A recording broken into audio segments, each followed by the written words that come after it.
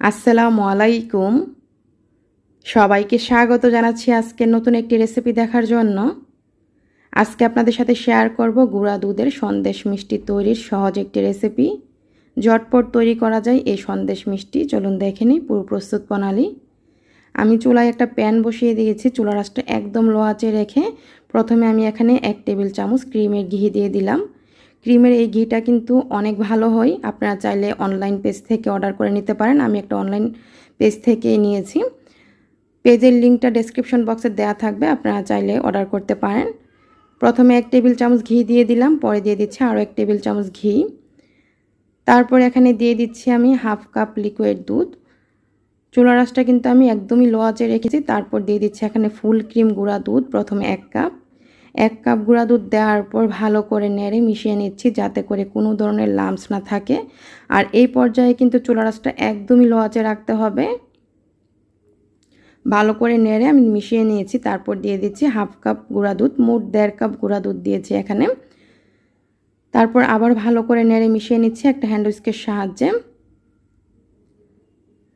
ভালো করে মেশানো হয়ে গেলে চুলার আঁচটা আমি লো আঁচ থেকে একটু বাড়িয়ে দিব, মানে মিডিয়াম আঁচে করে দিব। আর এই পর্যায়ে আমি দিয়ে দিব এখানে চিনি। আমি এখানে হাফ কাপের চেয়ে কিছুটা কম চিনি দিয়েছি। আপনারা আপনাদের পছন্দ মতো চিনিটা দিবেন, যে যেরকম পছন্দ করেন তেমনই দিবেন। তারপর আমি চিনিটা দেওয়ার পর ভালো করে নেড়ে মিশিয়ে নিচ্ছি। আর চুলার আঁচটা আমি মিডিয়াম আঁচে রেখে অনবরত নেড়ে দিচ্ছি, যাতে করে নিচে দিয়ে ধরে না যায়। অনবরত না নাড়লে কিন্তু নিচে দিয়ে ধরে যাবে, যেহেতু গুঁড়া দুধ দেওয়া হয়েছে। তো অনবরত নেড়ে চেড়ে চুলার আঁচটা মিডিয়াম আঁচে রেখে যখন ঘন হয়ে যাবে একদমই, তখন চুলার আঁচটা কিন্তু আবার লো আঁচে করে দিতে হবে। এই যে দেখুন, ঠিক যখন এই পর্যায়ে চলে এসেছে আমি চুলার আঁচটা একদম লো আঁচে করে দিয়েছি। তো আমাদের এখানে এই যে গুঁড়া দুধের ডোটা কিন্তু তৈরি। আমি আরও 1 মিনিট এভাবে নেড়ে চেড়ে দিচ্ছি, যাতে করে আরেকটু শুকিয়ে যায়। তো এভাবে আরও 1-2 মিনিট নেড়ে দেওয়ার পর যখন ঠিক এই পর্যায়ে চলে এসেছে, এখন আমি এই ডোটাকে 2 ভাগে ভাগ করব। আমি অর্ধেক অর্ধেক করে ভাগ করছি না, আমি এখানে একটা সাইডে বেশি রাখছি আর একটা অল্প সাইডে, অল্প যেটা রেখেছি প্রথমে আমি অল্প ডোটা তুলে নিচ্ছি। আর এখানে যে বেশি পরিমাণে রেখেছি, এখানে আমি 3-4 ফোঁটা অরেঞ্জ ফুড কালার দিয়ে দিলাম। আপনারা যে কোনো ধরনের ফুড কালার দিতে পারেন, চাইলে গ্রিন কালারের ফুড কালারও ব্যবহার করতে পারেন আপনাদের পছন্দ অনুযায়ী। তো অরেঞ্জ দিলে খুব সুন্দর একটা কালার আসে, তাই তো ফুড কালারটা দেওয়ার পর অনবরত নেড়ে ভালো করে মিশিয়ে নিতে হবে। চুলার আঁচটা কিন্তু আমি লো আঁচেই রেখেছি।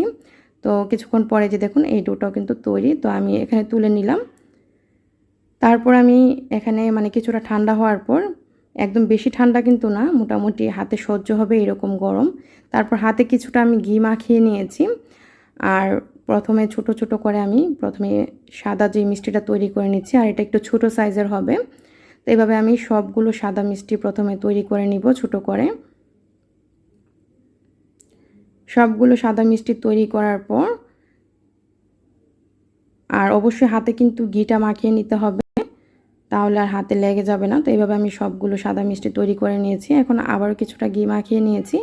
আর এখানে অরেঞ্জ কালারের যেই মিষ্টির ডোটা, সেখান থেকে একটু বেশি পরিমাণে ডো নিয়ে এভাবে হাতে একটু চেপে, আপনারা একটু লক্ষ্য করলে বুঝতে পারবেন আমি কিভাবে দিচ্ছি। তারপর ছোট মিষ্টিটা এভাবে রেখে তারপর উপর দিয়ে এভাবে ফোল্ড করে দিতে হবে, মানে পুরোটা মিষ্টিকে ডেকে দিতে হবে।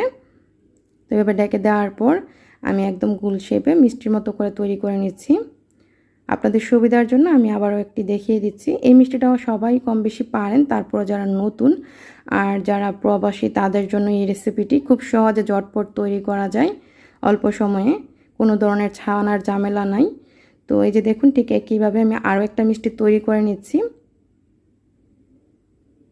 এই মিষ্টিগুলো তৈরি করতে 30 মিনিটের চেয়ে বেশি সময় লাগবে না, 20 থেকে 30 মিনিটে তৈরি করা যায়।